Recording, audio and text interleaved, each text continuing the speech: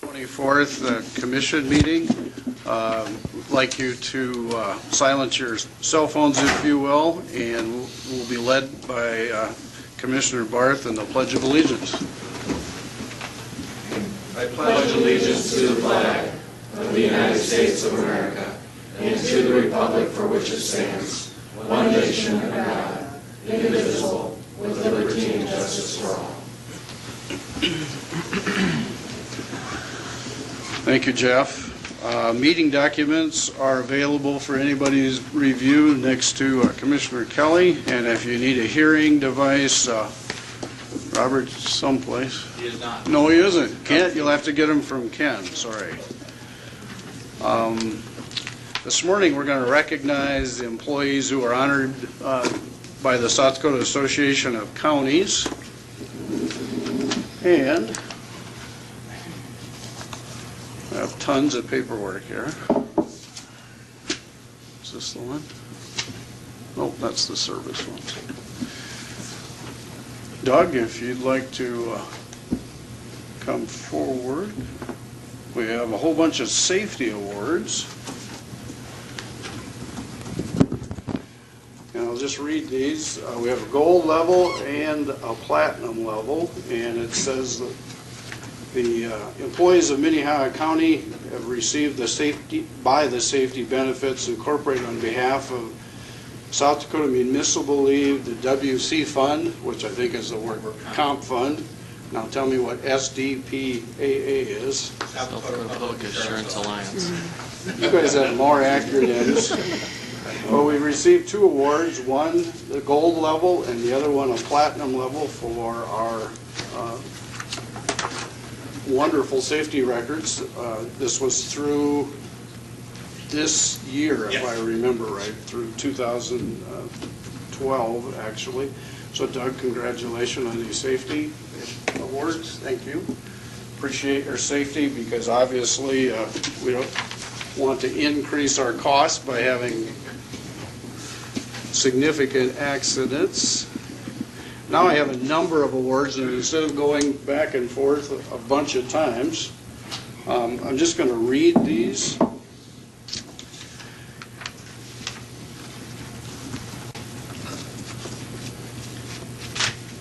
We have a couple people who've already gotten their awards, as I understand.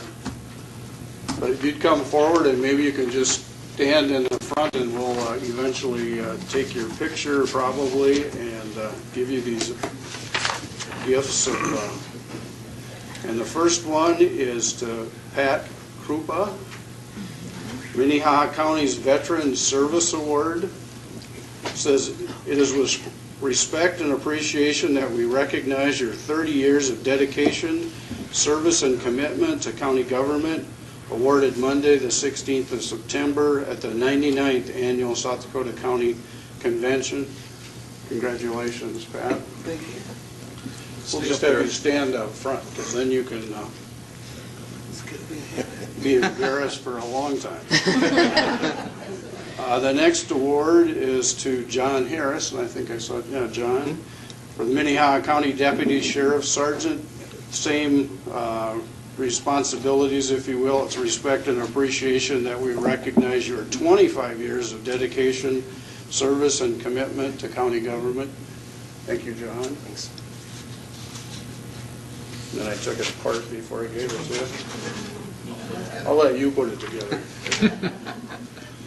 The next one's to Ron Christensen. There he is. It is with respect and appreciation that we recognize your 35 years of dedication, service, and commitment to county government. Congratulations, Ron. To Tom Peterson. Tom's working too hard someplace. It says, with respect and appreciation, we recognize your 35 years of dedication, service, and commitment to county government. So we'll get that to Tom. Next one is Steve Williams. Steve has been with county government in the Highway Maintenance Department for 30 years. Lynn Krell. Good morning. It's with respect and appreciation that we recognize your 35 years of dedication, service, and commitment to county government in the Minnehaha County Assistant Juvenile Detention Center. Thank you, Lynn. Jeff Lemaire. Jeff, it's with respect and appreciation that we recognize 35 years of dedication to the Minnehaha County Juvenile Caseworker. Thank you, Jeff. To James Hawkins. James isn't here. Deb Johnson could not make it, correct? Alicia, did I say that right? Osti? Yes. It's with respect and appreciation that we recognize your 25 years of dedication, service, and commitment to Minnehaha County as a Minnehaha County appraiser. Thank you very much. To Diane Ripkema, I always say that wrong. Is Diane here? No? Thank you. Make sure she gets that. We don't put up with many thieves up here.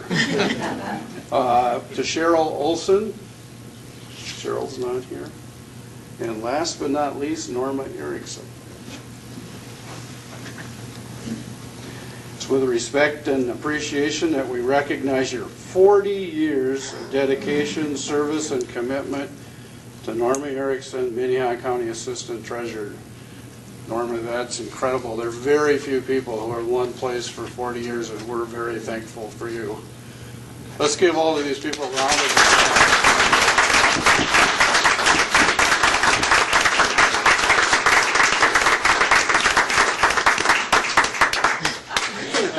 I don't want a photo bomb.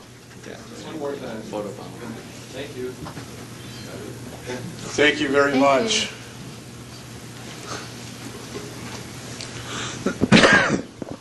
Obviously, collectively, that amount of service and dedication to the county and to its taxpayers is incredible. That adds up to a significant number, and we do appreciate that extended service. Thank you again.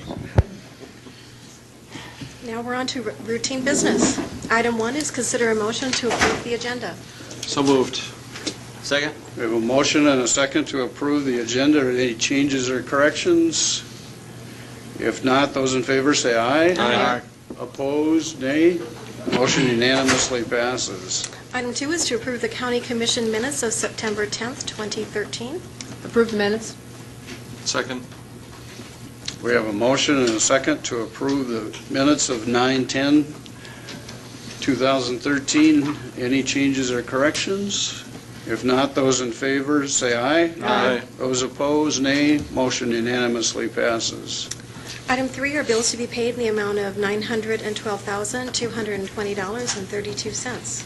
Pay the bills. A motion and a second. Any comments? If not, those in favor say aye. Aye. Opposed, nay. Motion unanimously passes.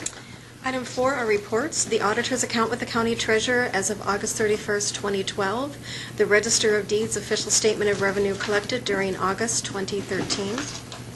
The Minnehaha County Regional Juvenile Detention Center report for August 2013. Actually, the auditor's account was August 31st, 2013. Those have all been received and are placed on file in the auditor's office. Item 5 is personnel. Item A is to approve the routine action. I'll move routine action. Is there a second? Second. Anyone have any comments? If not, those in favor of routine action say aye. Aye. Those opposed, nay. Motion unanimously passes. Item B is to consider a motion to approve a salary increase for Rich Leeds, Property Tax Administrator, for the Auditor's Office from $19,700 to $19,800, $26.96 per hour, effective September 25th, 2013. Carrie Deaver. Good morning, Carrie. Do you have any comments? None other than to say Bob is here to explain that further. If you have any questions for him. Thank you. Bob, would you like to make some comments? I would indeed. Thank you, Commissioners, for allowing us to be up here this morning. This amendment was to request a step increase for Rich Leeds for his outstanding contributions during the budget processes. This step increase would also be in response to his acceptance of the new duties not covered in the job description formulated 3 years ago. So I would respectfully request for this for Rich. Anyone have any questions of Bob? I'll make that motion. We have a motion, do we have a second? Second. We have a motion and a second to approve the step increase for Rich. Rich, thank you for your service. We appreciate your support and significant time investment in the budgeting process. Those in favor of the increase, say aye. Aye. Those opposed, nay. Motion unanimously passes. Thank you, Commission. Thank you, Bob. There are no application for abatement, no notices and requests, and no planning and zoning notices. The next item are petitions for compromise of lien. John Pecos. Yeah, this is going to take a while, guys. We got about 5 of them. So anyway, turning to the first DP&O is number 29559. The Auditor's Office received an application to compromise a lien. The applicant currently has sold her property out in Garrettson. During the title search, the county aid lien was discovered, and it was primarily against her soon-to-be ex-husband. Now, currently they are still married, but that lien is in the amount of $499.60. It was related to Public Defender Services, and it was filed just 2 months ago in July. Now, currently, that individual is residing as a guest of the state of South Dakota at the South Dakota State Penitentiary. However, the current applicant, her name does not appear on the lien. The applicant and her ex-husband originally purchased the property together in 2006. However, the courts on October 31st, 2012, awarded the applicant sole possession of the property as part of the stipulation and agreement related to a separation. And anyway, part of the reason that was given to her was to facilitate her moving out of state, to put distance between both she and her ex-spouse, and to allow for that distance to also be present to prevent any problems with their children as well. Although they technically are still married, the deed was already passed over to his soon-to-be ex-wife, and that was, of course, before there was this $499.60 for the public defender. So once the divorce is completely finalized, you will actually notice that this person's interest in the lien purely is in the situation where, although there was a legal separation, they haven't been divorced yet, legal separation also splits the assets between the party and their financial obligations, and it can be legally binding. So the applicant is actually requesting a release of the lien against the real estate transaction with no payment from her. The lien would, once again, be against her soon-to-be ex-husband. If you grant the lien on the real estate, the current amount of $499.60 being held in escrow with the applicant's attorney will be used to make payment on, believe it or not, there's a second mortgage. So this would allow the sale to go through and to go ahead and proceed with, I think, what she wants to do in the near future. So I will make that motion. I'll second it. We have a motion and a second. If the applicant is here, she is not, I will remind anyone on these next 5 compromises of lien that if the applicant's here and wants to make comment, they can stay at their seat, make those comments, do not need to be identified, and we'll pursue the solution at some point. Yeah, I just want to be clear on my motion was to release the lien against the applicant with the remainder to be held against her ex-husband. Thank you, John. Anybody have any questions of John? No comments? We've got a motion and a second. All those in favor signify by saying aye. Aye. Opposed, nay. Motion unanimously passes. Thank you, Mr. Chair. The next DP&O is 50528 and 49207. The Auditor's Office received an application for a compromise of lien submitted by the individual. There is no real estate involved with this transaction for this request of compromise. It appears that the request was generated after he made a few initial small payments on the lien account after his release from being a guest at the South Dakota State Penitentiary. There are 2 liens against the applicant. The first is for a court-appointed attorney services and public defender services totaling $7,433.63. The services were provided to both the applicant and in some instances on behalf of a minor child in a abuse and neglect case. that was filed against the applicant. The second lien, DP&O 49207, is listed in the name of the minor child only in that abuse and neglect case. However, the records indicate that there were all charges for attorney representation in the case for that applicant totaling $4,559.30. No payment has ever been made on that particular account. The applicant owns property at 5600 West 14th Street.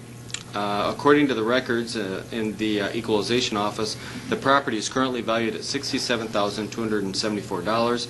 The second half of the 2011 taxes payable in 2012 are still owing on the property, and the entire 2012 taxes payable, of course, in 2013.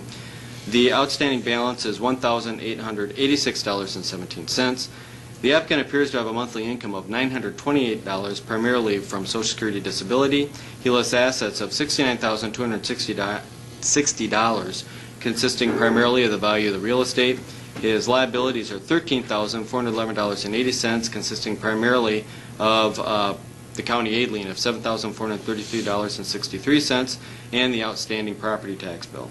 He also detailed his living expenses, which we all had an opportunity to review, and that he claims that he just simply doesn't have enough money to make any payments on this particular lien account.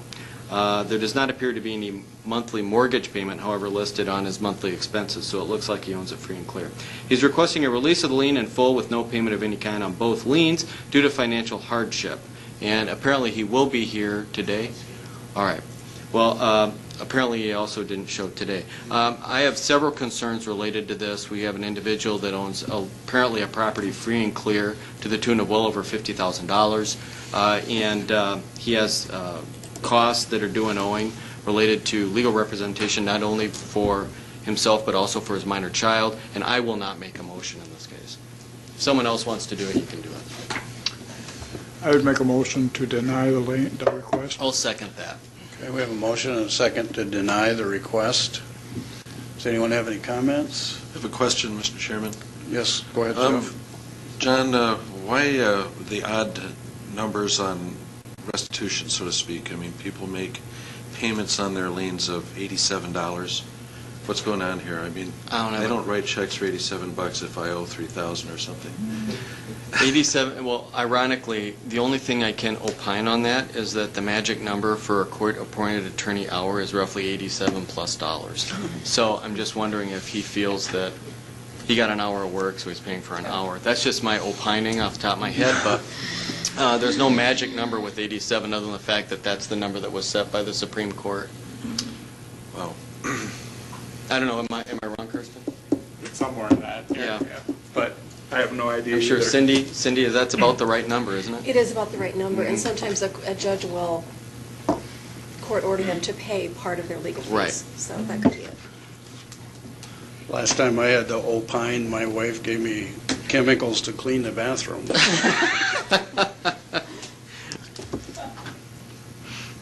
We have a motion and a second. Is the applicant here? Again, just a request. If not, we have a motion and a second to decline. Those in favor of declining, say aye. Aye. Those opposed, motion unanimously passes. Item C.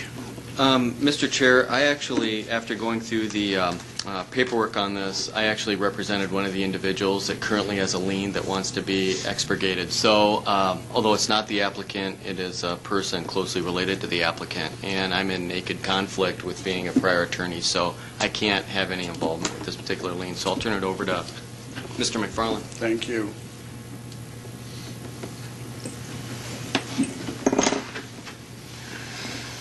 Commissioners, when this application was originally submitted, it was only for one lien, which was in the amount, which was DP&O 57643 in the amount of $3,317.80. When the initial application was filed, this is the only one of the liens that is only in the name of the applicant. When we started to research the request a little bit further, and that we found that her name was also attached to two other liens.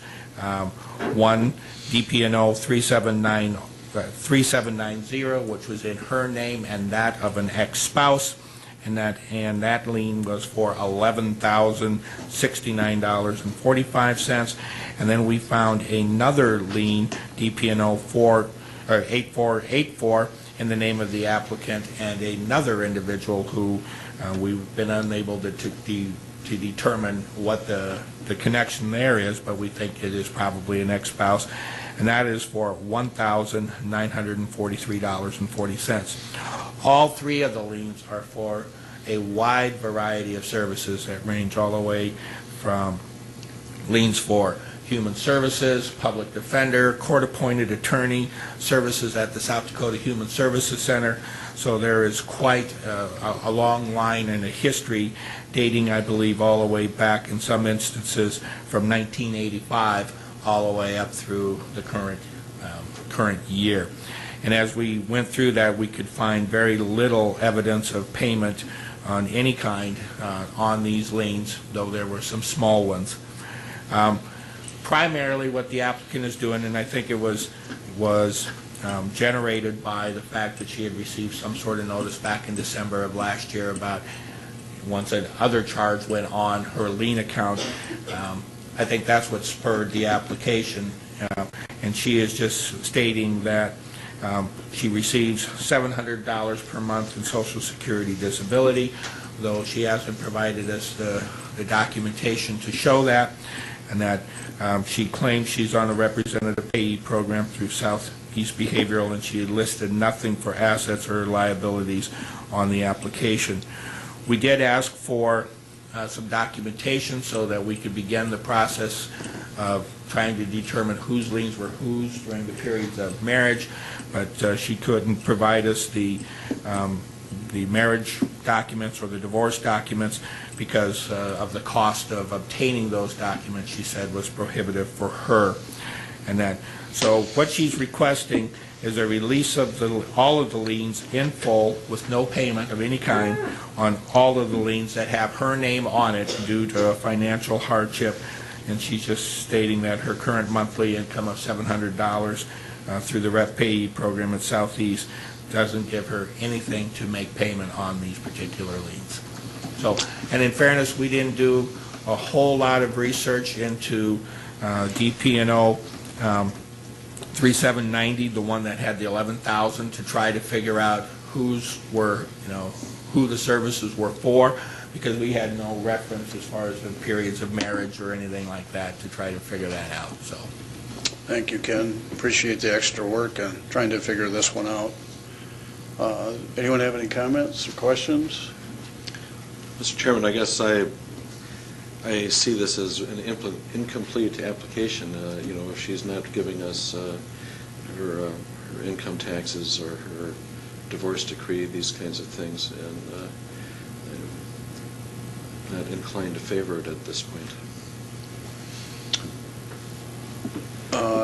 John, you indicated that the applicant is not here, but I'm wondering if the representative payee is here by chance. She is not. I've tried, before I left town, I tried to make contact with the rep payee with Southeast for some additional information on this one, and never had a return phone call back on this one. Thank you very much. Any other questions or comments? Commissioner Heiberger? I just think we also need more evidence of, there's no name in here of who the representative payee is. There's no evidence that there actually is one. If they didn't even return the phone calls to Ken, there's just a lot of stuff missing on this application. Mr. Chairman, if we were to reject this at this time, they could always come back and apply again, I think. So I believe that's correct. I'm going to make a motion to deny this. I'll second that. Is there a motion? There's a second? We have a motion and a second to decline, I'm guessing all three, correct, of the DPNs? Yes, okay. Any other comments or questions? If not, those in favor say aye. Aye. Those opposed, nay. Motion passes 4-0 with one abstention.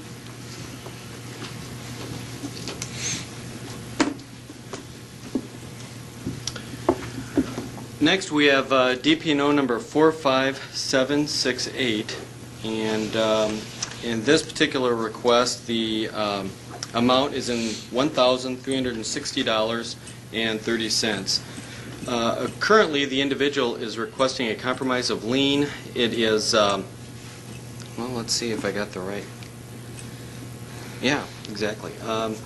I've got $73 or $79.30 to compromise the payment for one half of the debt incurred during the marriage to his current wife, with the remaining debt balance of $971.70 to be left to, of course, his wife's name only. County aid assistance was given to her in January 2003. Then there was a divorce, and then on June 10 of 2012, that amount would be left against the wife. Now, currently, the wife also has another county aid lien. That's DP&O 55360, reflecting charges from 2005 to 2013. Currently, the applicant is requesting that you grant his request to clear his name from the lien with acceptance of the $79.30 payment for his one half of the debt that he and an ex-wife incurred together during their marriage. The remaining amount on DP&O 45768 for the lien amount of $971.70 plus the $79.30, that half, would remain only in the name of his current ex-wife, as well as all the amounts from DP&O 55360. That's the current request. So, given the fact that that would be half of the amount that was incurred, I'll make that motion. I don't know if I'll get a second. I'll second that. We have a motion and a second to accept, is that correct? Yes. The compromise? Mm-hmm. Commissioner Kelly? John, as I understand, then he'll be released from the lien on payment of half of what was incurred while they were married. Correct. Fine. Any other questions? Again, I'm assuming that the petitioner is not here, or applicant. We have a motion and a second to accept the request. Everyone understand where the balance goes? Balance goes against the ex-wife. Correct. Thank you, Jeff. If so, we may need individual roll call on this one, I think. Commissioner Barth? Yes. Heiberger? Yes. Kelly? Yes. Pecos? Yes. Benega? Yes, I guess not. You never know. Thank you. Is that directed at somebody? Oh. We have one more. This is actually on a recommendation of Haugen Associates, our collection agency. This is on DP&O number 57230, and this is in the amount of $2,495.57. You'll notice there was, at least in my information, a lack of a briefing memo on this one. However, what we can glean from the recommendation is that apparently the applicant currently is agreeing to make a payment, 50%, within the next 30 days of the $2,495.57. With given the fact that we've established a precedent but no policy on accepting 50%, with the precedent being set, I will make that motion. Is there a second? I'll second it. Any other comments? Mr. Chairman? Yes, sir. Normally, I wouldn't accept this idea without more documentation, but on the recommendation of our collection people, I think this is reasonable. Commissioner Kelly? Just a comment on the precedent.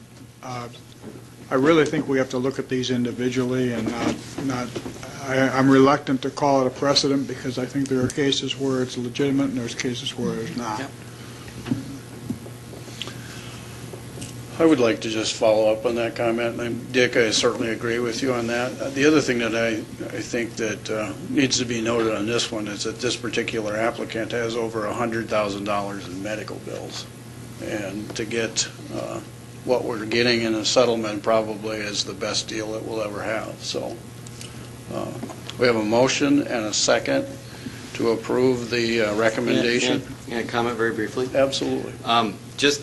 One of the reasons why we talked about this, and this goes back, I believe, before any of you were actually on the commission, we were having a particularly tough budget year, but I think we carry currently, and this is just ballparking, about $18 million in legal liens. you can imagine what our budget would look like if 50% of those came in this year.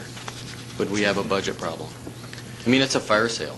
I mean, if we took 50 cents on the barrel just to get some of those liens, and I don't even want to get into hospital liens. You can triple that. 31 million.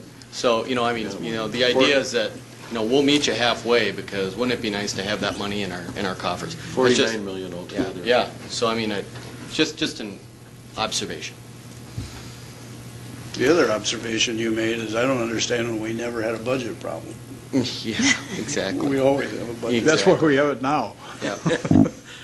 We have a motion and a second to accept the 50%, which I believe is $1,247.79. Those in favor, say aye. Aye. Those opposed, motion unanimously passes. The next item is an opportunity for public comment. I'm sorry, Julie. What I would like to do is, most of us on the commission are aware of a significant need that's come up in the state's attorney's office, and I asked Aaron to come this morning to brief us on that, and we will address that. I know that's unusual, but things change dramatically on short notice sometimes. Thank you, Commissioners. Aaron McGowan, Minnehaha County State's Attorney. I'm here today to ask the Commission respectfully to reconsider one of my personnel requests made earlier in the budget process, and that is due to some significant changes we have had within our office related to outside agencies. Recently, the Police Department, the Sheriff's Office, and Highway Patrol has gone to a new video-audio recording system called Arbitrator. And although it provides a lot more benefits to those offices, it has placed an extra burden on my office. Currently, we are on pace to copy and provide some 24,000 video recording copies as far as discovery requests to defense counsel, sometimes to multiple co-defendants within a single case. As you know, we handle over 10,000 adult criminal cases a year. Unfortunately, with the new arbitrator system, it takes twice as much time to pull one of those single videos off of the server. Previously, we could put a video onto a CD. There's no longer enough space on a single CD, so it has to be placed on a DVD, and it takes physically twice as long for our investigator to pull that off of the system and provide it to defense counsel. We just, quite frankly, don't have the manpower to do that. We haven't added an investigator position to our office since, I guess, before I started in 1999. We have one investigator in our juvenile division, only one in our adult criminal division. Quite frankly, I view this request as benefiting 3 offices, because not only do my staff need those pieces of discovery and putting together and prosecuting the cases, but obviously we have to provide those to the public advocate as well as the public defender, and they can't properly advise their clients until they have those discovery materials. And quite frankly, we've fallen quite far behind in those statutory obligations. This is something that will benefit 3 offices. It will increase and benefit judicial economy and efficiency, and we are required to do this as part of our statutory obligations. So I would respectfully ask the Commission to reconsider my previous request just for the investigator position, so that we would have another individual to assist Greg in that process, and we can fulfill those obligations. I am not the technical expert on this. Greg is present if you do have questions about the system or what this has added to his responsibilities. Does anyone have any questions of Aaron? Commissioner Peckus? I just heard of this just now, but the goal here, of course, with the video is that it might take a little bit longer to create the DVD, but once it gets into the hands of defense counsel, the hope is that they'll be entering a plea, because video is tough to crawl over if you're a defense lawyer. So, the benefit there is that it may create a little bit cost up front, but in the end run, we're going to be saving that in the back end when we get these cases quickly through the system, as opposed to having jury trials, which take a lot of taxpayer time and money. Am I incorrect? Absolutely, Commissioner. In addition to providing the discovery, as you know, we oftentimes stack 30 or more cases on a single trial day. Our staff has to prepare for all of those in the event they don't result in a plea, and Greg spends a lot of overtime and last-second hours doing edits to those because we have to reflect a court order as far as a motion in limine or pull a mention of a previous offense off a DWI tape. So we actually have to edit all of those in preparation of trial for cases that don't go. And there just aren't enough hours in the day to do that right now. Commissioner Kelly? I don't know if you're planning, I would like to hear from Greg on the arbitrator method or system. Do you want to explain a little bit about the change in technology, Greg? Basically, No, Greg, you'll have to let's come to the mic. Sorry. And you do have to give us your name and address. And Greg, you have to keep it on a level we can understand. I'll try, Commissioner. Greg McNamara, investigator with the State's Attorney's Office. I live here in Sioux Falls. Commissioner Kelly, what's your question? Well, can you just give us a brief description of what the arbitrator method is, why it's doubled and...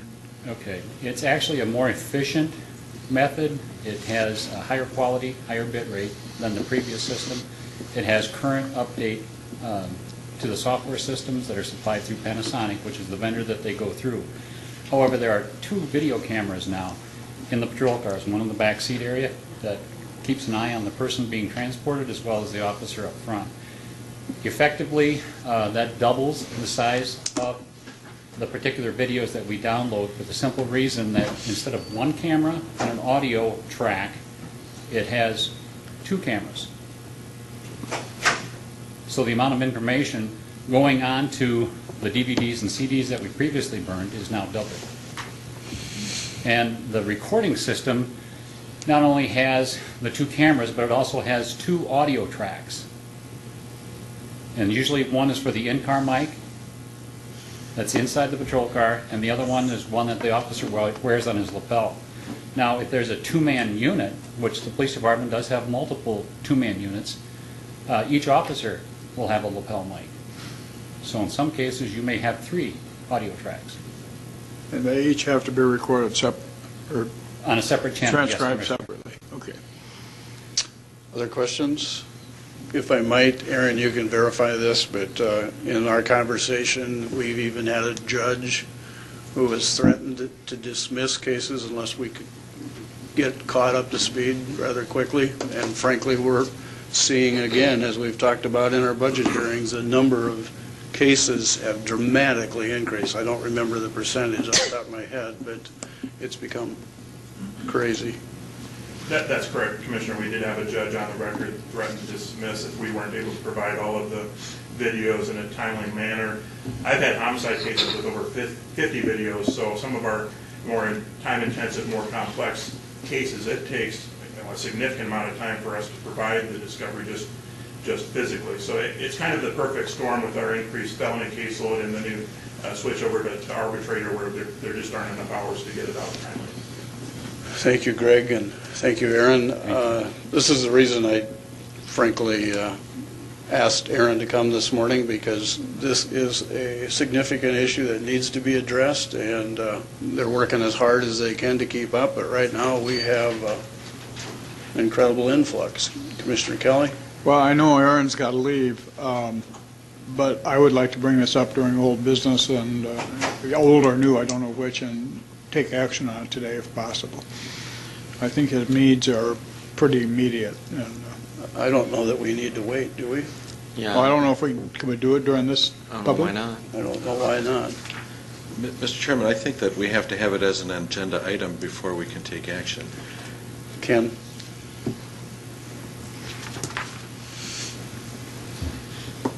It's one of the things we were confabbing on back there.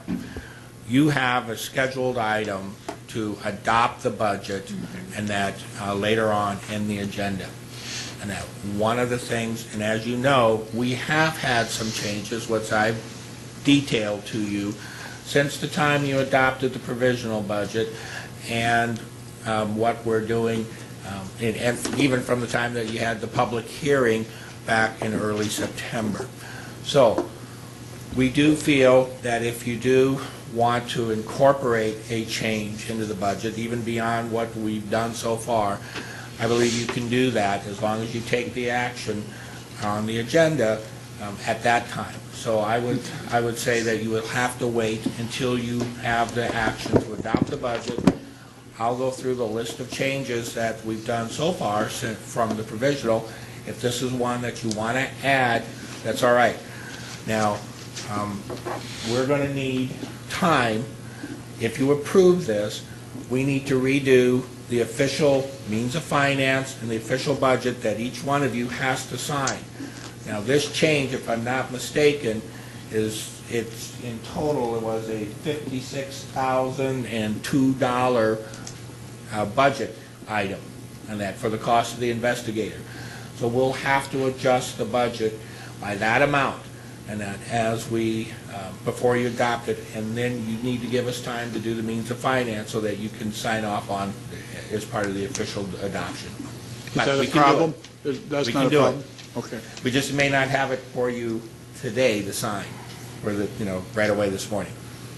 So the short answer is Yes. we included on item 15 as Okay. Yes. we can do it. Commissioner? I just want to comment again about the difficulties our state's attorney has. A 28.5% increase in felony crime last year, 28.5%. Whenever I go around and talk to people, none of them know this.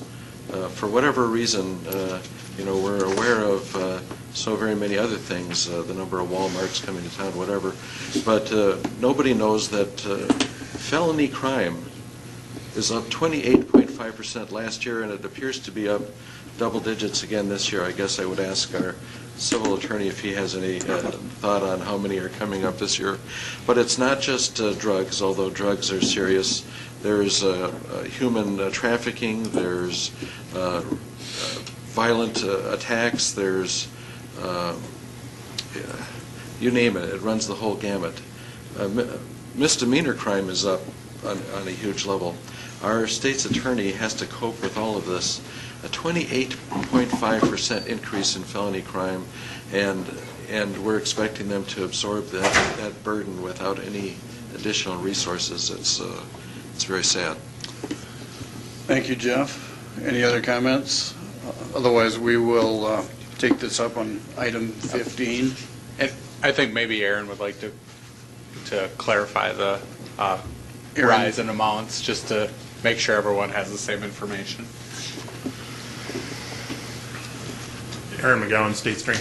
Just to clarify, I think that 28% that was in my PowerPoint budget presentation was over the last 3 years, Commissioner, just to clarify. But there were significant increases in drugs, rapes, and burglaries, and egg assaults specifically. We've just seen a lot more stabbings. I think it was 49%, though, over the last 4 years.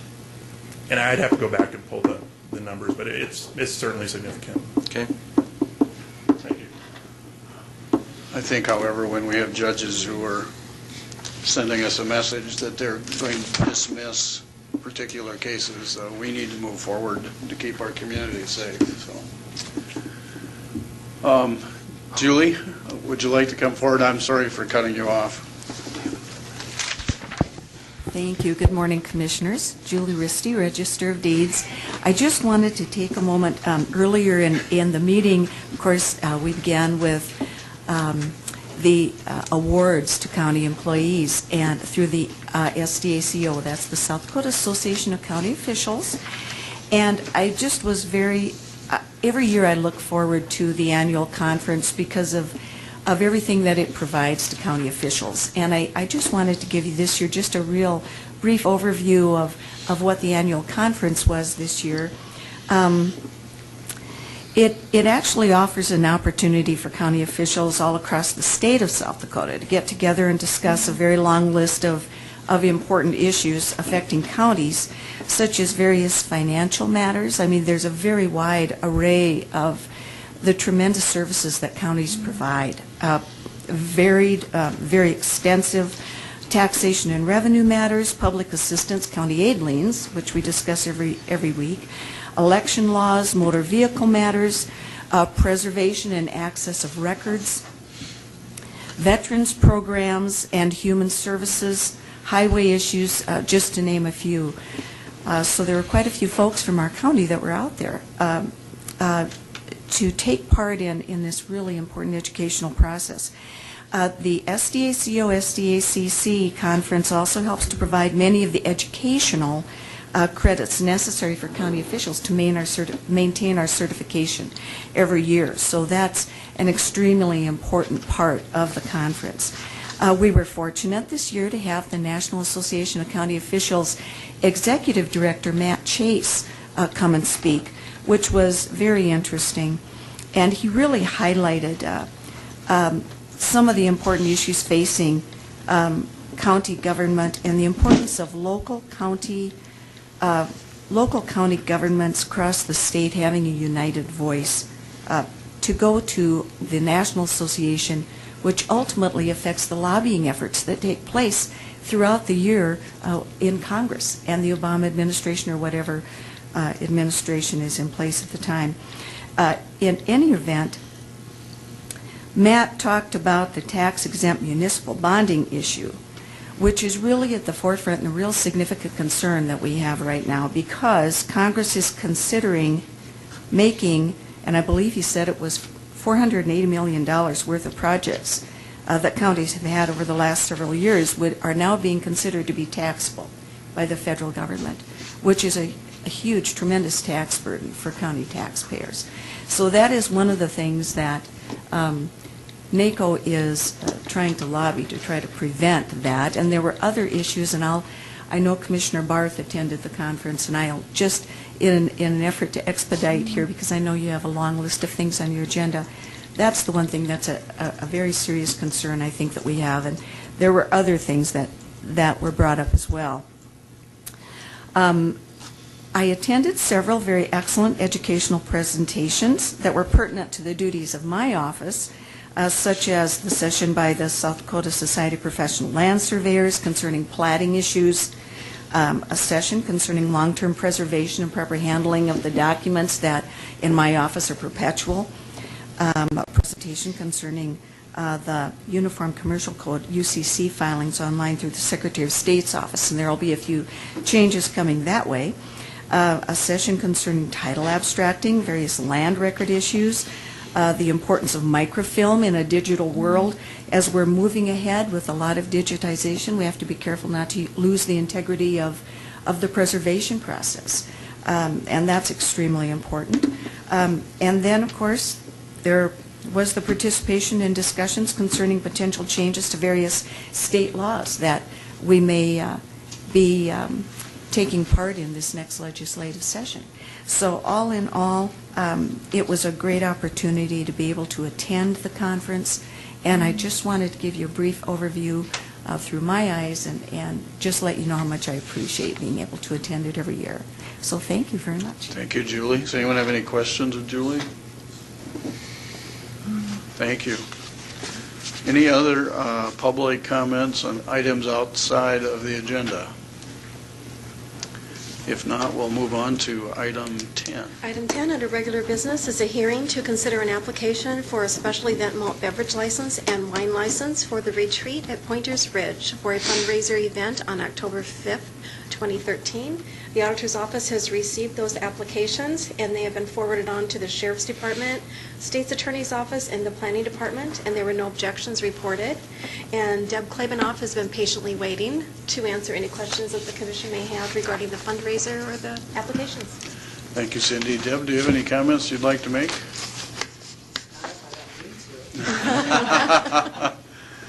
Very good. If no other comments, does anyone have a motion? Move to approve. Second. We have a motion and a second, and I'm assuming to approve, correct? Is that what you said? Correct.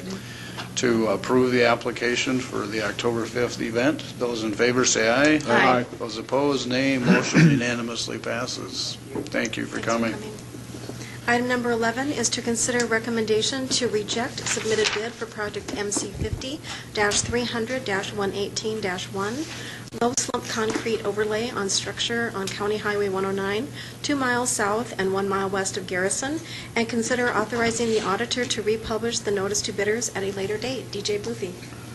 Good morning, Commissioners. DJ Boothie, Highway Superintendent.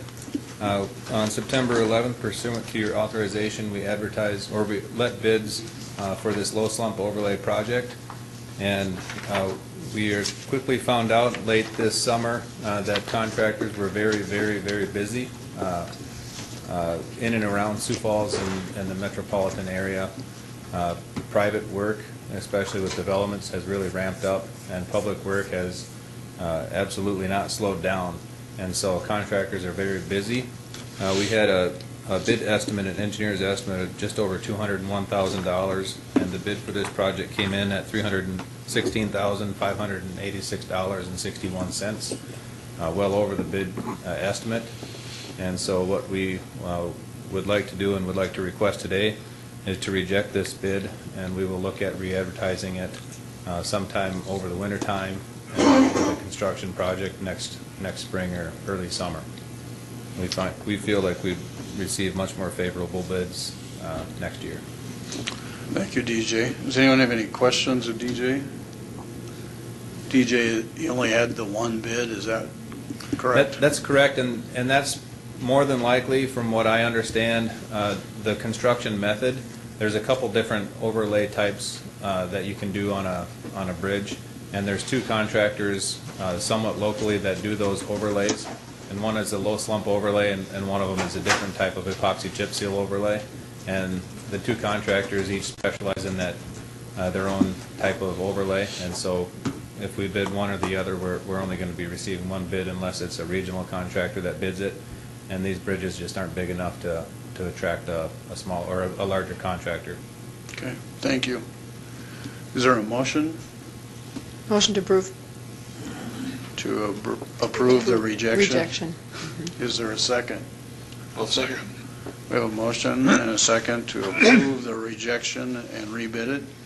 Those in favor say aye. Aye. Those opposed, nay. Motion unanimously passes. Item 12 is consider a bid award for one stainless steel conveyor for the Minnehaha County Highway Department. The bids were opened on September 11th, 2013. DJ Boothie.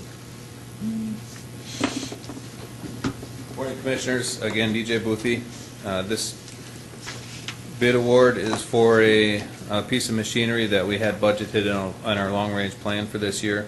I think we had budgeted $50,000 or $60,000, and when we began investigating it more closely, we found out that it would be a little bit more than that. We went ahead with bid advertising and bid opening, and the low bid came in at the $77,000. This piece of equipment will be used to drop our sand in upon delivery and pile it into our salt dome. I'm sorry, salt, not sand. That's a picture yesterday of what our salt dome looks like, and you can see that it doesn't pile anywhere near the height of the capacity of our structure itself. We're told by vendors and such that we can get 30% more capacity inside our structure by using one of these conveyor systems. The state uses a conveyor system, the city uses a conveyor system, and we are looking to gain capacity without having to build another structure, and so we would like to use one of these conveyor systems also. So today we're requesting your favorable award of this contract. Thank you, DJ. Does anyone have any questions? Commissioner Barth? DJ, would it be possible to borrow the states or the cities? Both the city and the state have a different structure type, and so they have a fixed mounted conveyor system. And ours, because of the structure type, will be a mobile structure, our mobile conveyor. It has wheels on it where you're able to move it deep into the structure or pull it out as it fills up. The state and the city both have the taller salt domes that drop into a stationary location. Any chance that we'd be able to rent ours to Moody County or anything? If they were interested in it, we would be open to speaking with them about it. A lot of the smaller counties, they use a salt sand mixture, where we use a strict salt mixture. That's what this conveyor will be used for. The sand would have a grittier texture, which could increase the wear and tear on the machinery itself. So we'd have to look into that a lot further, but this conveyor will be specific for just a salt. Commissioner Kelly, I think was... What's the expected life on this thing? That's a good question. What have we been told, or what are we estimating? Maybe both. We're thinking probably 10 to 15 years. The manufacturer documentation, I think it says 20 years, but I really have a hard time believing that. Maybe if we washed it every night, but I don't see it lasting that long. It's going to be made out of the same material as our salt dispensing units on the back of our truck, and we're getting 10 to 12 years out of those, and so I think that this will be close to that. Commissioner Heiberger? I was just going to make the comment that it was built out of stainless steel, and that probably reflects partly the cost, and it's just because of what you're putting through it. The salt is corrosive, and you've got to have stainless steel. So. Absolutely. Is there a motion? I make a motion to approve. I'll second. Motion and a second to approve. Any other comments or questions? If not, those in favor say aye. Aye. Those opposed, nay. Nay.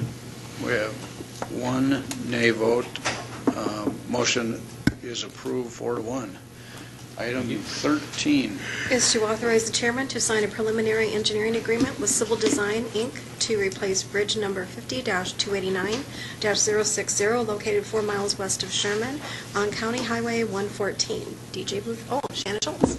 Good morning, Commissioners. My name is Shannon Schultz, Project Senior Engineer at the Highway Department. This is a routine action to basically begin preliminary engineering and design for a bridge replacement project that is also on our long-range plan. The current structure was built in 1938. It's time to be replaced. It has a sufficiency rating of 33.9, 0 being, failed, 100 being brand new. So it's definitely at the end of its useful life. Any questions about that? Commissioner Kelly? Shannon, do you do traffic studies before you make the decision to replace or close? No, traffic studies are completely independent of the need to replace a bridge. But if only one car a week goes over this bridge, I mean, that's a good point, Mr. Kelly. This particular one is an off-system bridge. No, that's not true. This is on a county highway. I should have it in the memo. It's just west of Sherman, so it is on our paved system. It is? Yes. Okay, yes, that answers my question. It is on our paved system. 114, thank you, DJ. Any other questions of Shannon? Move approval. Second. We have a motion and a second to approve the agreement. Those in favor say aye. Aye. Those opposed, nay. Motion unanimously passes. Thank you. Item 14 is a briefing on proposed changes to the Minnehaha County Vehicle Use Policy and the addition of a Minnehaha County Vehicle Replacement Policy. Ken McFarland. Good morning, Commissioners. As part of your discussion, you have indicated your desire to incorporate either into the purchasing policy and or vehicle use policy some standards regarding not only the replacement of county vehicles, but how we dispose of them either through the surplus auction or through transfers between departments. As part of this process, and this is something that we began looking at a while back ago for you, and that one of the things that kind of hinders a policy for us is the fact that we don't operate a one-stop standard motor pool fleet, which a lot of the standards that we researched and policies were predicated on that. So as we looked at this, we tried to glean from those things maybe some common things that we were seeing in policies that could be applicable under the current system that we have, which is basically each department does some of those management of those replacements. As we looked at it, one of the things that was almost universal is that all of the policies recommend a replacement of sedans, light vans, light trucks, and SUVs at 6 years or 100,000 miles. And that seemed to be a fairly consistent standard in all the policies that we did. you will see if you take a look at the draft that we provided you, and it starts on section 3 and 4, which is all the underlined section, we've incorporated that as well. It says 6 years of service or 100,000, but also recognize that specialized equipment, particularly heavy highway construction equipment and those kind of trucks, may require the use of their own customized replacement guidelines and schedules, and we didn't attempt to address that in this particular policy. And that we also established some standards that a vehicle could be replaced prior to that in the event of the 6 years or 100,000, in the event that major repairs in the foreseeable future exceeded 50% of the resale value of the vehicle, that the vehicle cannot be kept in dependable operating condition any longer, that the vehicle doesn't meet safety standards, that the vehicle has had a change in use, that it's not being used for the intended purpose for which it was intended, and if the department can demonstrate that the equipment no longer performs its dedicated use satisfactorily or safely. We also said in replacing those vehicles is that we want to purchase the most economical and fuel-efficient of vehicles appropriate for the mission that the vehicle will be supporting, and that we wanted to limit off-road four-wheel drive vehicles to only those absolutely necessary for emergency response or off-road requirements, and that we were encouraging the use of passenger vehicles or light-duty pickup trucks in lieu of the SUVs, full-size sedans, and large trucks. The other issue that we took a look at in the replacement policy is establishing minimum use standards. In other words, making sure that the vehicles that we had under our control were being used and weren't just sitting around. And a lot of the policies that we looked at had indicated that a vehicle must be used a minimum number of miles every 3 months or annually to justify their existence. In that range, we saw anywhere from 2,250 miles every 3 months, per month, or 2,750. So we did a proposed policy that set a standard of 2,250 miles every 3 months that the vehicle would have to use. Now, we also established some exceptions to that and some special, in a process where a department could justify that if the vehicle wasn't being used those miles, that there at least was a review of that and a justification on why that vehicle should be maintained in our fleet, given that. And then we also established a methodology for disposal of the vehicles, and that we did establish a policy or establish a process for transferring vehicles between departments, and that had to be approved by the county commission, that the proper adjustments in accounting transactions were made within the department budgets based upon the current Kelly Blue Book trade-in values. That also seemed to be a consistent theme that we saw. Now, like I said, most of those are detailed.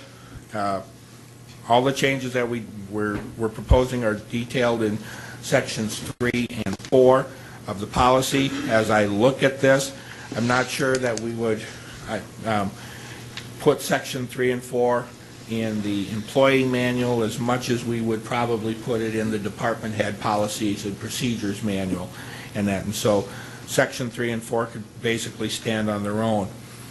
What we're doing today is just simply briefing you. Now, I've tried to share some of these thoughts with some of the departments that have had, operate bigger fleets, and my intent would be to sit down with the department heads, and particularly with those departments that do manage these kind of vehicles, and again, after your input and getting a direction from the commission, to see where we go with this with the departments and then the goal would be then to formalize a final policy and that for your consideration. But I am certainly not asking you to do that today, nor are we prepared today, but we just wanted to make sure we were on the right track, at least developing something based on the discussions that you've had both during the budget process and what you've had here at this table.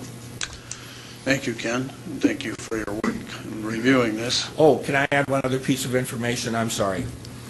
if we did the standards, and I put this piece of information in for you, if you did the standards that we've talked about, particularly the replacing the vehicles at 6 years or 100,000 miles, we estimated, based on the last inventory that we did on our fleet, of where our cars are all over, and that on the non-law enforcement vehicles, on the sedans and light vehicles, we would have to replace 27 out of 66, or 41% of our current fleet to meet that 6-year or 100,000 mile standard. And I attached the spreadsheet also for your perusal. So we have a lot of vehicles that already exceed that. In the Sheriff's Department, when we take a look at the police cruisers and the passenger vehicles, et cetera, we would have to replace 22 out of 47, or 47%, just to meet those particular 6 years or 100,000 mile standard. And that was the list that we had prepared as of August of 2012. So this is something that we can't take lightly as we go ahead and try to establish some standards and try to establish a policy, because we do have a lot of vehicles right now that do exceed that standard. So, but the standard of 6 years, 100,000 miles seems to be fairly consistent throughout the industry that we see. Comments, Commissioner Heiberger? Well, I read through this, and I read through the list of vehicles. I guess I didn't see, Ken, that you had a 41% and a 47% replacement value, but just looking at what I had looked at, I just think it's unreasonable to say 6 years or 100,000 miles. The two vehicles that I drive both have, one's almost 100,000, the other's well over 100,000. They're both more than 6 years old. There's nothing wrong with either of them. If we've got maintenance documents and guidelines for replacements, if there's issues with these vehicles, I think we can bump both of those numbers up. I just think that's being unrealistic to put it that low. If you look at, we've got 41% in the non-sheriff vehicle ones, and some of those have pretty high mileage on it, and obviously they're still driving.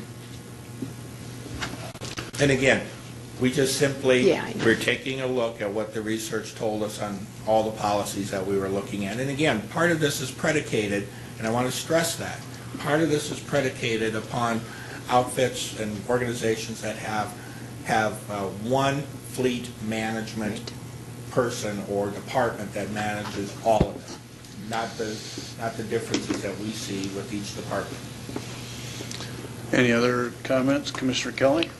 Well, one comment, I think that 100,000 miles maybe came from, that's usually when a new transmission is needed in a vehicle. And I don't know whether that, I mean, that's what they warranted the transmissions for, and that's when they began having problems. However, yeah, and I think it could be adjusted, because I mean, my vehicle's got 150,000 miles on it almost,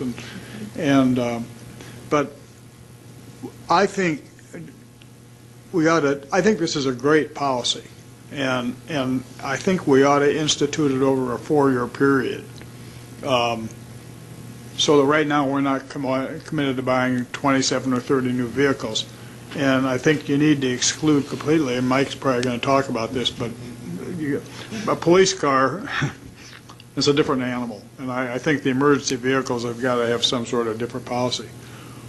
One other thing is, except all law enforcement cars, I certainly think we ought to identify every vehicle in Minnehaha County, either on the back or the door or somewhere. Sure.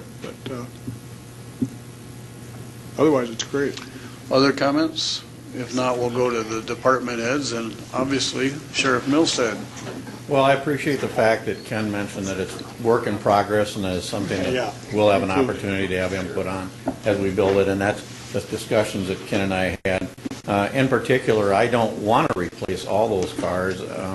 Quite frankly, what happens is we take our line cars, and once they get enough miles on them that we're not comfortable with them being used for emergency driving pursuits, those types of situations, we're able to move those into a fleet of cars that we utilize for non-emergency in-town activities.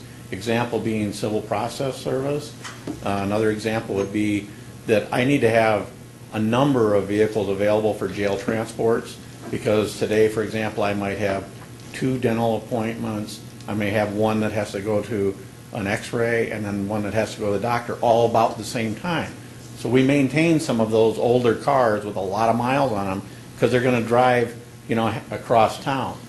Those cars are also not going to fall within your 9,000 mile annual guideline. So I do like the fact that if you're going to put a policy in there's going to be exceptions, because we don't want to encourage, driving a vehicle more, because we've been discouraging, mileage on vehicles because of the cost of gas. So we've taken steps to reduce that. I just don't want to go backwards with that, and I like the flexibility. And maybe even if it was the opportunity to work with our liaison commissioner on, kind of reviewing what our fleet is and how we do it. But given the budget that I have from you, I manage that by coming in and getting a handful of new cars every year and put them where I need them most, and then I rotate those other ones down into positions where we don't need a pursuit vehicle. So I just appreciate the fact it's a work in progress. Ken wants to sit down and we'll work through it, and I'll work with my liaison commissioner or whatever you choose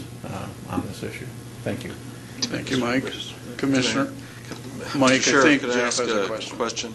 Don't your vehicles also spend a lot of time, say, just operating without moving? I mean, it's 25 below zero. You're not going to, turn off the motor while you're, at a highway rest stop looking for your next call or whatever. You're going to leave it running. You've got all that computer stuff and everything going. So miles is not necessarily an accurate way to judge a police car's usage. And nor is a Kelly Blue Book value on a squad car. But you're right. I mean, there is a lot of idle time when they're at accident scenes, or they've got a report of special attention on a domestic, so they may sit there for an hour watching a house because someone's been driving by, those types of things. Squad cars age in dog years. Thank you. Any other department heads who would like to make a comment? Good morning, Kyle. Good morning, Commissioners. Kyle Halseth, Equalization. I guess more for information, we manage one of the smaller fleets. I have 9 vehicles at our appraiser's disposal. Under the guidelines that are set forward, we have to replace 66% of them.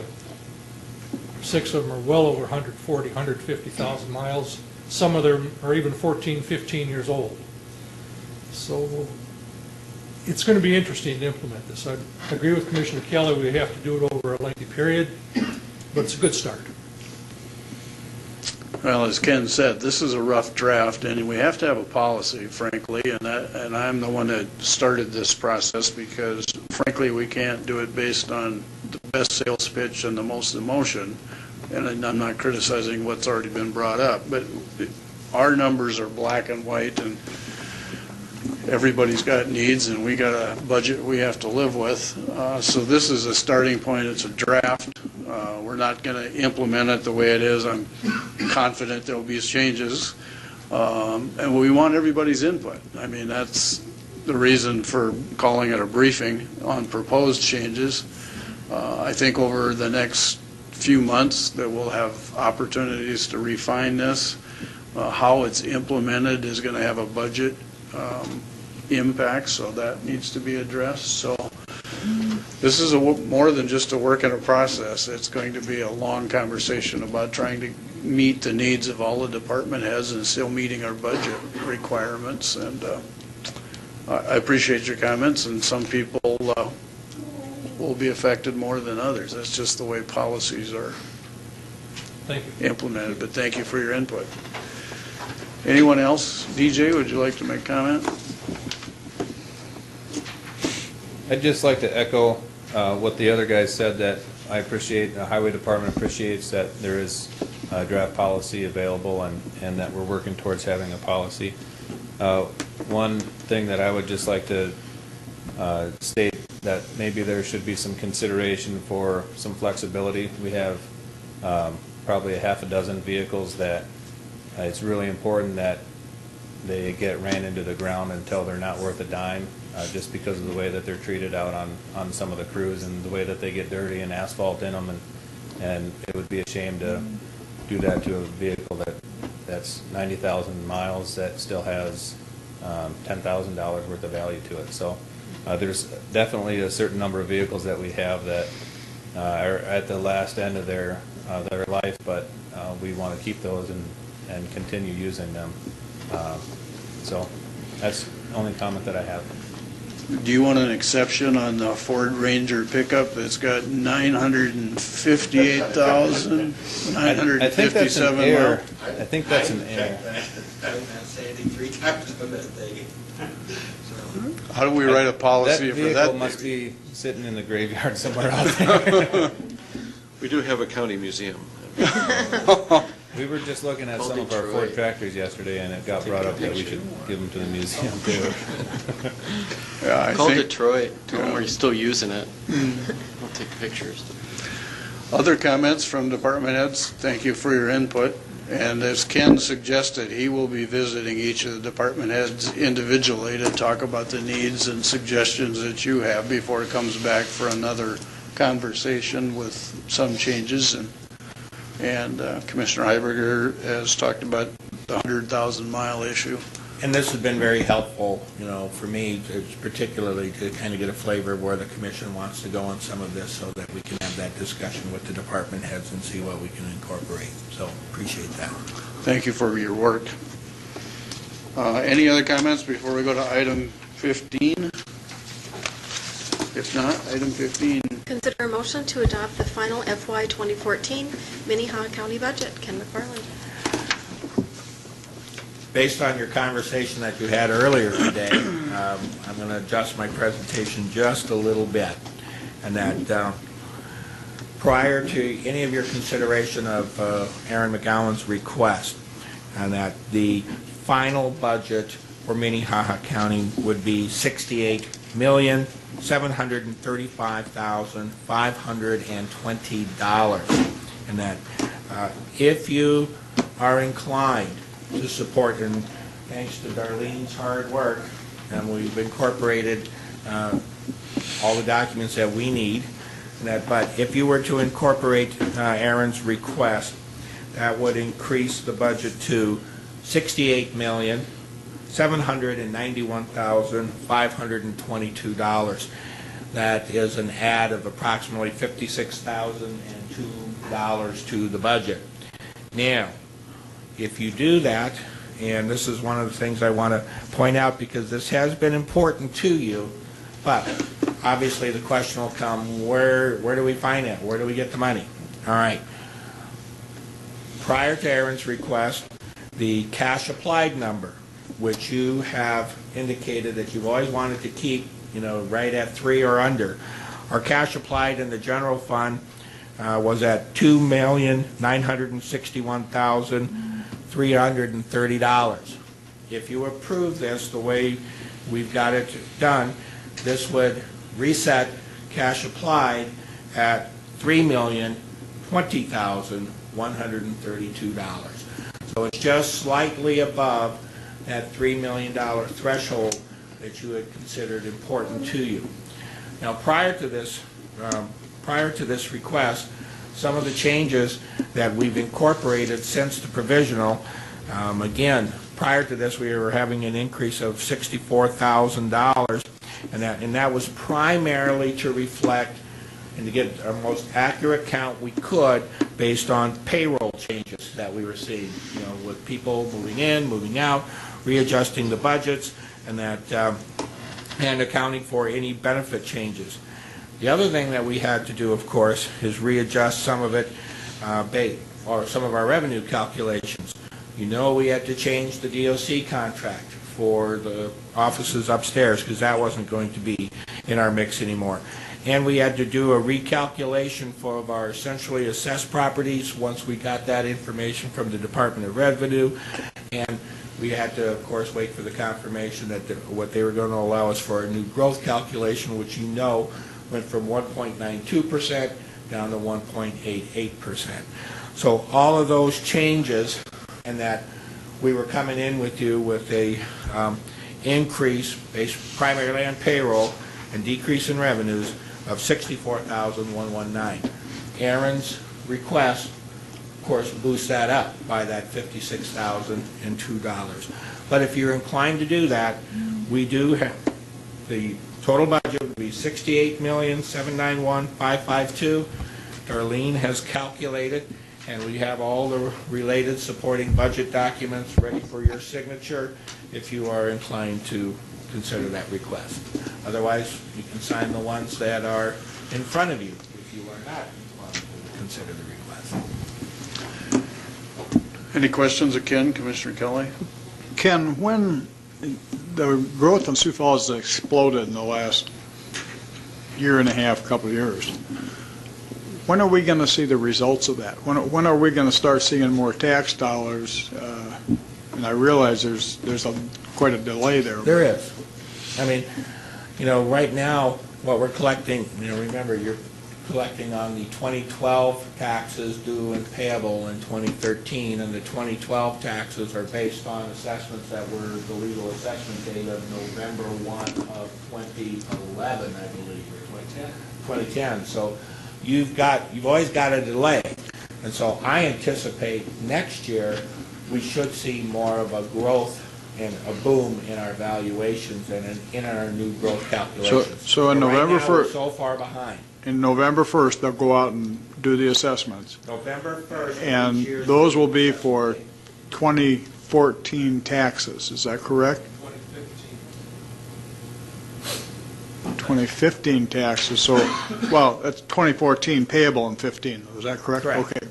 And then, so that first collection in 2015 should reflect what's happened this year. Okay, thank you. Huh? It will reflect what's happening this year with some exceptions. Those exceptions being tax incremental financing. Oh, yeah, I understand that. Discretionary. And those in and of themselves are like the Pentagon facility. That's $15 million in value that removed. We're not going to send a nickel out of that for 20 years. That's correct. That's why we should have an interest in what these TIFs are. We made that argument at one of the retreat sessions that were recently Didn't work done. very well either, did it? Any other questions?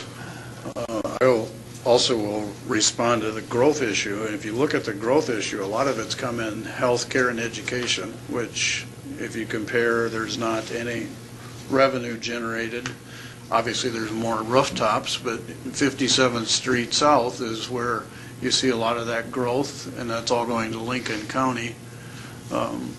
So that also has an effect. And when we have growth like we've had in public safety issues, we're never going to be able to keep up with just the property tax issues that we're faced with. And if you look at the increase in the provisional budget from $64,119 to adding the 56 for the additional person in the state's attorney's office, that's only $120,000 in an increased budget of whatever number you want to use for public safety, 28% over the last 3 years. I mean, the solution is frankly, it's close to a train wreck. The whole problem of the growth that we have in certain segments of our responsibilities versus the increase in revenue just does not balance itself out. So I think there's enough money in the system, but frankly, it has to be redirected, or the formula has to change, because we don't get any sales tax revenue. And everybody that I talk to says, well, you have 7% increase in sales tax. And I said, no, we don't. The city does and the state does. They both have significant contingency reserves. I don't think we have $1 for contingency reserves, but we are responsible for what I would call in some cases, the negative side of the government, with healthcare issues, with public safety issues, and for, frankly, those people who can't help themselves. So we need to figure out a better formula than what we have, because this formula is not going to work forever. Commissioner, and if I could, just to, for purposes of folks in the audience, this proposed budget also includes Remember, we had 3 grant positions that were temporary positions that in 2013 that you've authorized to be permanent for 2014. Those include, a deputy state's attorney, a deputy public defender, and the coordinator for the JDAI initiative. There's also 2 new positions, which include a human services caseworker and an engineer in the highway department. And we also have 5 proposed correction officers and a deputy sheriff position in the jail to help us as we get narrowed down to how we're going to handle the issue of detoxification within our community for next year. So, Again, to summarize, all of those positions except one in the highway department are related to public safety and human services issues. I mean, it's pretty black and white what the problem is. Commissioner Kelly? We're going to need to amend, there has to be a motion to amend the budget. Ken, can you help me on what that motion should be on Aaron's deal? Sure. If you are inclined to do this, I would simply say that you would authorize the inclusion in the 2014 budget of the 1 investigator position in state's attorney, and once you do that, then I'm going to ask you for another motion to adopt the budget at the specific dollar amount with that included. So that was exactly what my motion was going to be. A 2-step process. I'll second that motion for the state's attorney's position. Do you want to restate the motion? It's to authorize inclusion of the state's attorney's investigator position in the 2014 budget. That's the first motion. That's the first motion. We have a motion and a second. Just a comment on that. When I visited with Aaron yesterday, he showed me on just one case he had a stack of DVDs this high. I mean, and that was not unusual. Oftentimes there's many, many more than that. But I think this is really important for the whole organization, for the whole legal organization in the county. Any other comments? Commissioner Peckus. Well, I'm going to support the motion, but I also think it's important that people remember that when we have upgrades, when we have changes in an operating system, we have to be very mindful of the fact that that can have some unexpected consequences. For example, doubling the time of just completing necessary DVD production. I remember when we adopted the new CAD system, we couldn't even have the CAD system load on some of our systems because the entire desktop computers that we had to be upgraded. So, there can be unintended consequences regarding these kinds of changes, and I sure hope that when they were looking at that new software regarding Arbitus or whatever it was, that of course they included our the state's attorney's office, the person involved with the IT over there, as well as our own IT, because this is also a cautionary tale. Any other comments?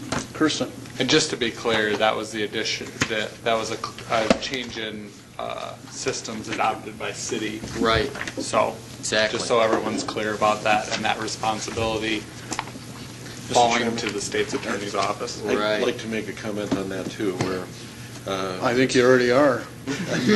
It's been a couple of years, but when the state put in a new computer system for the treasurer's registration of vehicles, we had to declare an emergency in Minnehaha County, and the whole department down there ground to a halt with the implementation of the improved system. Any other comments? It's all true. I will tell you that I know when Aaron and I talked last week that the case that the judge was attempting to throw out, that we weren't meeting the needs of the court system, was not just a simple case, it was a rape case, and I would hate to be responsible for someone not being prosecuted because of the fact that we didn't do our due diligence in time so that this case was dismissed because of time issues. So it is a significant issue that needs to be addressed. Anyway, we have a motion and a second to approve the position that the state's attorney requested for $56,002. Those in favor, say aye. Aye. Those opposed, nay. Motion unanimously passes. Now we need to adopt the final budget, correct? Correct, Commissioners. What I passed out before you, this is the annual budget for the county that does incorporate that position into the budget. As you can see, what it did with the issue of cash applied, it does raise it in the general fund by that dollar amount. The total budget is $68,791,522, and all the changes have been made in the expense side of the ledger, the means of finance, and that we have the annual budget sheet there and the levy sheet for you to sign that supports this budget. And on the back side, Darlene has indicated where those changes were from the provisional to this final. And again, almost all of it was in the area of payroll adjustments, for benefit selections and for as people hire, new hires, resignations, et cetera, as we made those adjustments. Question. Commissioner Kelly. The cash applied number, Ken, shows here is $3,307,286, and I thought had told us $3,020,020. The number that you're looking at, Commissioner, on top, that is the cash applied in all of the funds of the county that we have. Oh, what? Okay, what the below? general fund cash applied, if you go down, cash applied by fund, for the general fund, it's $3,020,132, and that's the one where you had set the target that you wanted to be under 3 for the general. But where'd the 3,307 come from? That is the total of the cash applied in all the other funds of the county. Highway fund, building fund, whatever it may be. Anyone else have any questions for Ken? I want to reiterate to Darlene and Rich that, again, through this whole budget process, you guys have been incredibly supportive of our need and spent tons of time and hours putting this together, along with other staff members, but Rich is sitting in the back and Darlene is sitting here, and I just want you guys to know that we do recognize your extra efforts. Do we have a motion? So moved. Second. We have a motion and a second to approve the final budget, finalized budget, and I'm going to make sure this is right, $68,791,522. Correct? Those in favor, say aye. Aye. Those opposed, motion unanimously passes. Thank you. The next item is Minnehaha County Commissioner Liaison Reports. Commissioner Barth? I guess a couple things I'm Go sorry ahead. to say. First of all, I just would comment that the City Council on the 8-0 vote put in funding for a collection facility in the museum. We'll see where that goes, but that's a positive there. Then I'd like to remark on the convention that I also attended. The issues that I was pushing as far as a 10% alcohol tax got nowhere, but it was kind of a unique situation in that every single county commissioner I talked to thought it was a good idea. Every single one.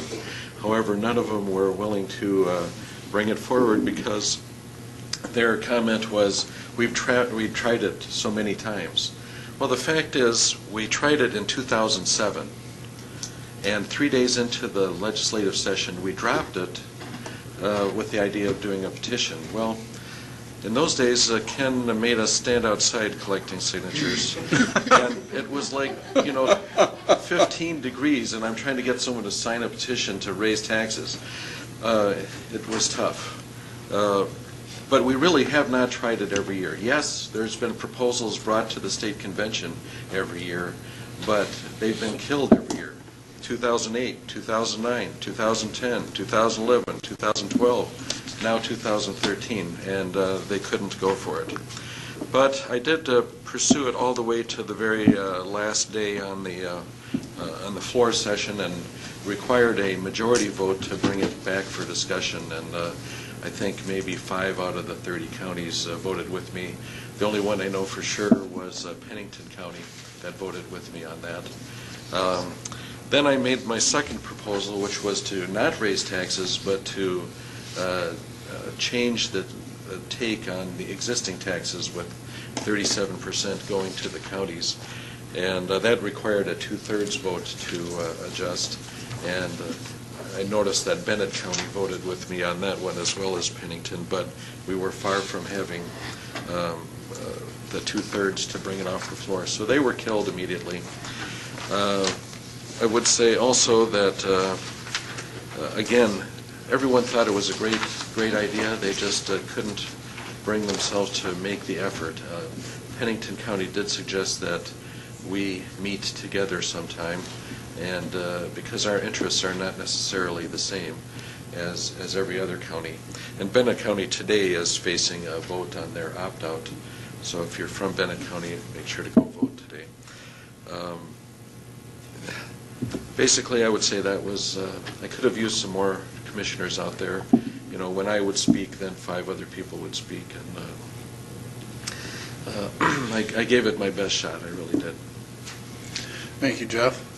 Commissioner Kelly? You know, that Jeff's comments point out, we've got one vote, is that what I understand? That is Ken? correct. Exactly. On the floor. On the floor. Especially since Pennington County understands this problem too, and I imagine there's a couple other larger counties that have the same issue. Maybe it's time that we start looking at those counties and reassessing what we're paying to the South Dakota SDACC, and perhaps take some of those funds and be looking at our own representation up there to get this job done. They seem to consistently not care about this issue. I think they're sticking their heads in the sand, but because in a rural county where there's only a population of 5 or 10,000 people, they just don't see the issue, and so they vote against it. And I think Jeff points out, I'm sure he gave a yeoman's job. You know, I saw when I was up there at one meeting that I went to that it's tough. The little counties control the SDACC. There is no darn question about it. Just for clarification purposes, under the bylaws of the association, because of our size and the amount of money that we do pay into the coffers, and even the due structure, though, is set by the bylaws, and it's based on a base rate and along with population. And that's so. But because of our size, we're entitled to a permanent seat along with Pennington on the board of directors. I mean, so, and a lot of times those seats rotate, you know, amongst counties, but because of our size, we get a permanent seat on the board in that. But you are correct. When it comes to the general membership on the floor, when you vote on items, and that it's not proportional based on population or anything else, and we get one vote, same as a Bennett County, when it comes time to actually vote on the floor. But in exec, we got the 2 votes, but then you've got, what is there, 5 others or 7 others? The mindset of those other counties doesn't change, and I think it's something we should look at, because we're spending a lot of money with the SDACC, and maybe there's some question as to what we're getting out of it. Thank you. Any other comments? Commissioner Heiberger? I have another liaison report. Certainly. When you're ready for that. And I left my notes at home, so I'm going off the top of my head, but we did hire not us, but the state hired a part-time 4-H advisor for our 4-H liaison position, and she started, I believe, on Monday. She's part-time with us and part-time with Union County, and at a future date, they will come over and introduce her and then talk about what their program will be for this fall. Okay, thank you. Any other reports? If not, is there any new business? Commissioner Litz? Boy, I sure did. My status has improved immensely here. Bob Litz from the Auditor's Office. And although it's not in the purview of the Auditor's Office, when I was out in Spearfish recently, I ducked into a meeting for the Veteran Service Officers, and it was a concept that came up now. And I don't know all the meetings that you commissioners get to go to, because there's a lot of stuff that happens behind the scenes here. But one thing that was brought up was Veterans Court. And they talked extensively about it, and I thought it sounded like a pretty good idea. And the idea behind the Veterans Court, of course, is to divert the veteran that gets in trouble to the resources that the VA might have to help them out. And I understand that Captain Hookman is the point man down here in Minnehaha County. The sheriff said they're working on it, but I thought it sounded like a good idea, and it could possibly save the county a lot of money. And besides, a few years ago, we had a lot of yellow ribbons on the trunks of cars running around, and I think this might be one of those opportunities to support the troops. So I just wanted to bring that to your attention. Thank you. Any other comments? If not, I'm going to make just one. Last week, I had the opportunity, and Commissioner Heiberger was there too, to go to the drug court. And that's the first one I've been able to make because of schedule. But I have to tell you that was one of the most emotional things I've ever been through.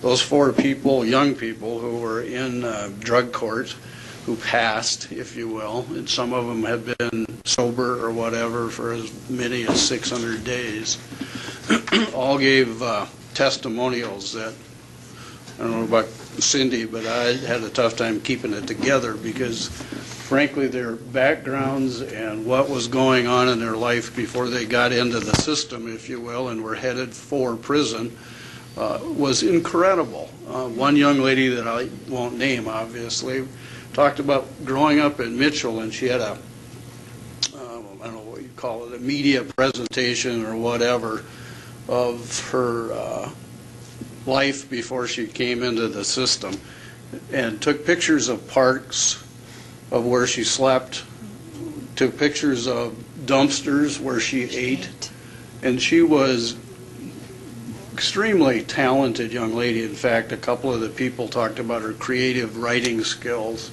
and that she could get a job anywhere, maybe even at the Argus Leader, to write and do things that frankly were just about professional, and she had never had any professional training. And unfortunately, she got caught up in the wrong crowd because her parents weren't existent, and she ended up getting pregnant, had a very cute little girl, and went through the whole system and will become a very productive person in this community. And all 3 of the other ones who were participating in drug court had similar stories, and it all comes from backgrounds and parents. And there was a number of attorneys in the audience who talked about they knew some of these kids, obviously, before they got into the system, and were constant clients, if you will. And I don't know about you, but Cindy, you can make any comments you want. I was extremely proud of the fact that Minnehaha County was part of this, because it's going to make a significant difference in those 4 people's lives, and I wish that they all got more press, frankly, and there were TV stations there, got more press on where they came from, what they did, and what they accomplished, along with the support of Judge Ripel, but other pieces of the county system, to frankly put them back into reasonable accommodations, reasonable locations, and all 4 of them had jobs, which was awesome. So anyway, I don't know, do you want to make any comments? Just that it's still a day by day, even though some of them had been clean for over 600 days, it's still day by day. One of those 4 people actually had a death in their family about 2 days later. Those types of traumas are huge, considering you've been in a drug, in an addictive state already, and now you have a trauma in your family that you weren't really anticipating. If you haven't been to a drug court, go. It is very moving, and it is people who have accomplished a tremendous amount, probably more than a lot of us have, just because addiction is such a horrible thing. And kudos to and praise to all the people who have put so much time and effort, and the liaisons who have, or their mentors who volunteered time to meet with these people, sometimes on a weekly basis, just to try to get them, to help them to straighten out their lives. So it's very, very good. Yeah.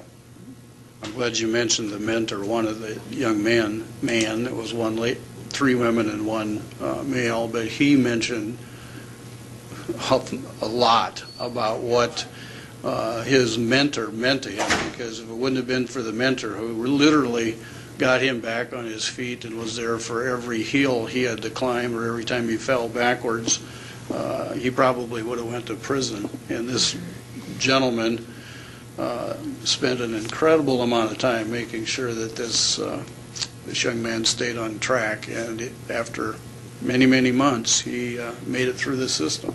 And there's a lot that don't make it through, but I'm extremely proud of what that court has done for those people.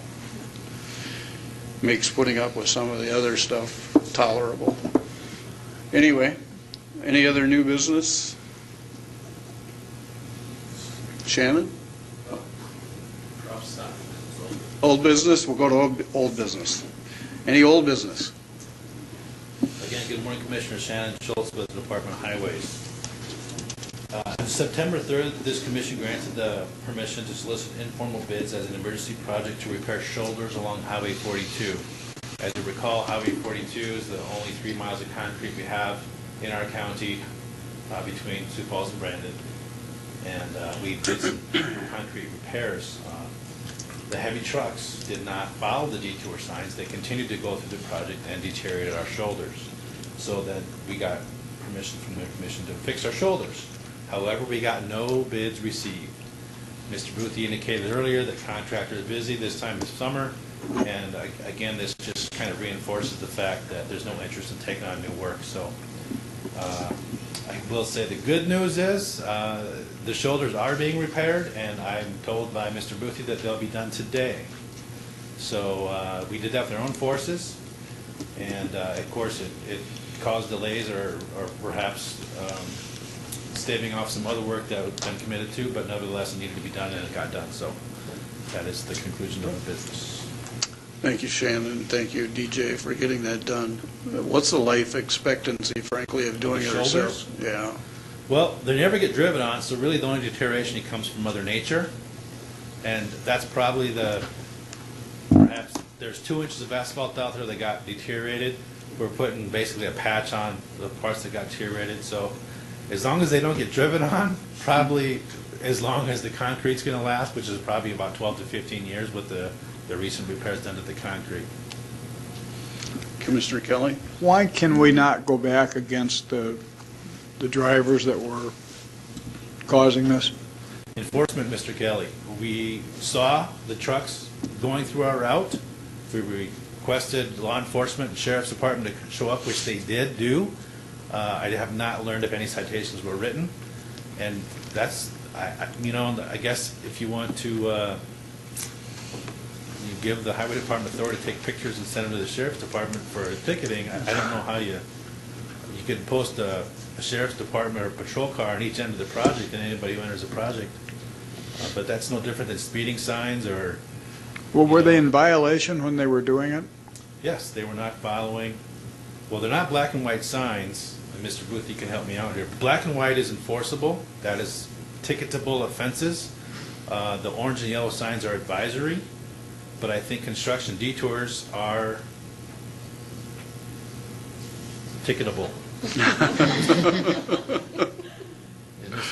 Without knowing how it was signed in the particular instance, I'm not sure. And, law enforcement was called, is that correct? They did show up for a little while, about 3 hours they were there. Okay. And again, I did not witness them issuing citations, but I know that they were there. Okay. Mr. Chairman? Yes. The Southeast District at their last meeting had some discussion about hiring the highway department, the state highway people to go and enforce weight limits in the counties here in the Southeast District. I don't know if that went anywhere, but there was some discussion about bringing them on. Thank you, Shannon. Thank you again for the extra efforts. Any other old business? If not, we do need to go to an executive session for both personnel and litigation. DJ. That's my motion. Second. Is there a second? Motion and a second to go to exec session for personnel and litigation. Those in favor say aye. Aye. Opposed? We'll reconvene at 11 o'clock.